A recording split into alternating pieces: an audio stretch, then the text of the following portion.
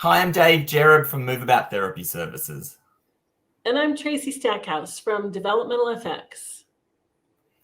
We want to tell you about the upcoming STEPPSI training and who this training and tool is great for. The STEPPSI is a clinical reasoning tool that's excellent at deepening practice for therapists working with children or adults who have regulation problems. Dave, you run several clinics with an incredible, amazing team. Can you share how the STEPPSI has added value for your team? Sure, at Move About, we use the STEPPSI tool in our one-to-one mentoring sessions and also in our group supervisions. We love the way that it provides a systematic approach to thinking through challenging cases. This is especially useful for our early years therapists, as it provides a framework to ensure their reasoning at an advanced level.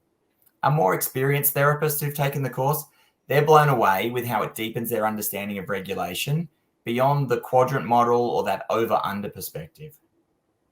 Yeah, I've also noticed in mentoring and training sessions, supervision sessions, how beautifully the STEP-SI really supports therapists to come up with a comprehensive treatment plan.